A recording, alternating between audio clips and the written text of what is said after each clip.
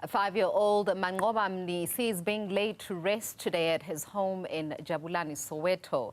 The grade R learner from Bernard Isaac's primary school in Coronationville died last week after allegedly sustaining injuries on the school premises. His family believes there may have been foul play. The Gauteng Department of Education has appointed a law firm to conduct an independent investigation into this incident. Newzroom Afrika's Sitheliswa Beja is in Jabulani with the family and joins us now live. Sitheliswa, you are with the family, and just to give us a sense of what they're feeling as he is being laid to rest, and if there's any kind of information that has come to light with regards to what happened on that fateful day.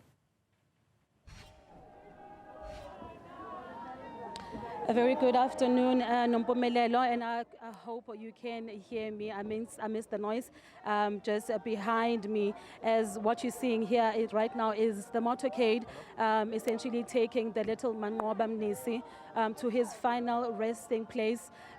We have heard that this is the cemetery in Soweto. That is where they're going to be taking him or placing him in his final rest. The family and as well as the community members and a lot of people that were in attendance here, we're also quite confused, are still confused about what actually happened to the little 5-year-old, saying that they've heard, contradicting statements. One statement, is from their school. What they explained is that Mangoba fell while he was using or around the toilet when he had just used the toilet, and then after that the school then took him to Rahid Musa hospital, and that is when they called the parents to come and to essentially call to take the call to come to the hospital. And but what we have been hearing from the mother is the fact that her son had bruises on him,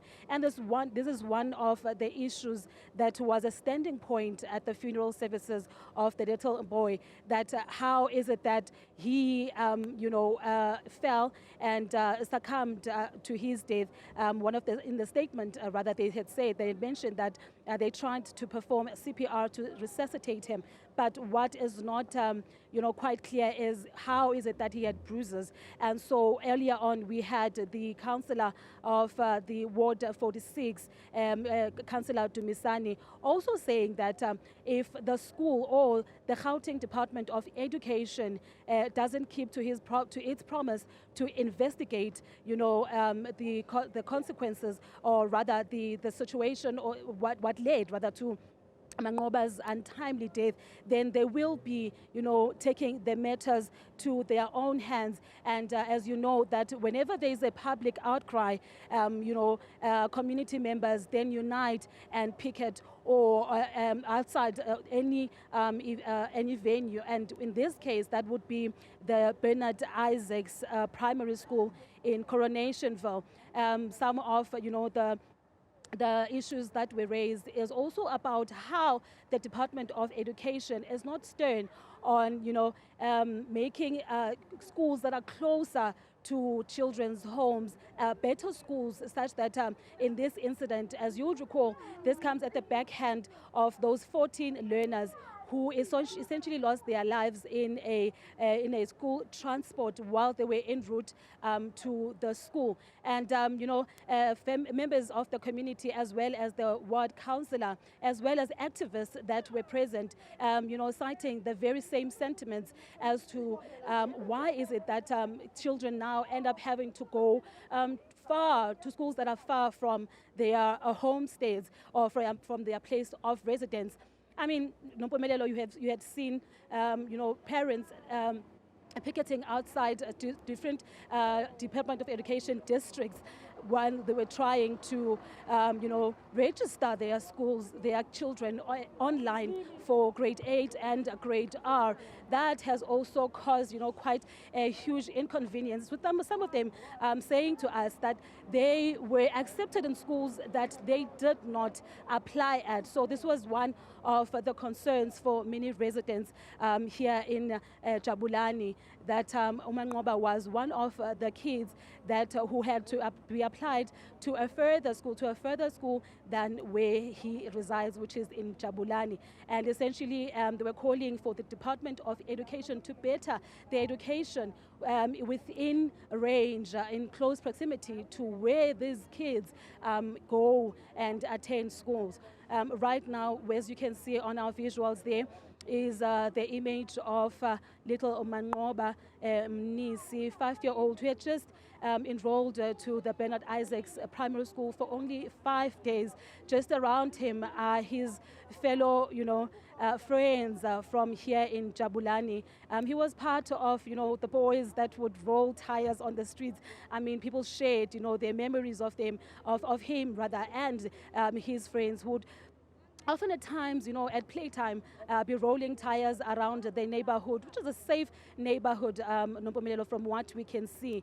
And also some of the people that are in attendance are the crèche officials from where he used to be. Remember that this was his first year as grade R, so this would then mean that the previous year he was in kindergarten or at crèche. So they have come to also pay their last respects. We were anticipating to see the MEC of Education, Madume Chilwane, but we did not see him. He was not present. But however, the community is still, adamant that following his promise when he visited the family just yesterday, that a law firm has been appointed to investigate really the circumstances that led to this little boy's death. They were saying that community members essentially saying that if he does not keep to that promise, then they will close the school, because they essentially want that person, whoever is responsible for his death, for Mangoba's death, to come to the fore. The information that we have at this moment is that the teacher, or the alleged teacher who locked Mangoba inside that classroom alone, has not been found as yet. The information that we have is the fact that she or he has gone on sick leave. So now the community is calling on the Department of Education as well as the South African Police Services to bring forward whoever is responsible, saying that, of course, there are suspects to this incident. Why isn't anyone apprehended? We heard from the mother's cries. It was quite disturbing to hear.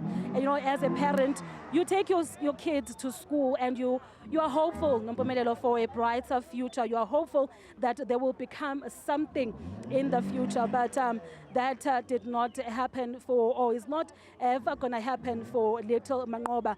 But the family and the community are stern in saying that they will seek justice for the little 5-year-old from Jabulani in Soweto. As you can see now, the motorcade making its way to the nearby cemetery that is in Slovo, right here in Johannesburg.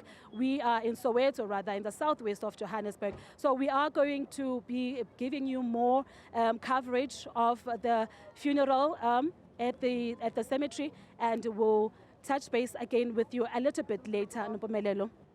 Absolutely. Sitheliswa, Beja, there just another weekend, another burial in South Africa where parents have very little to no answers. We certainly will be catching up with you later on.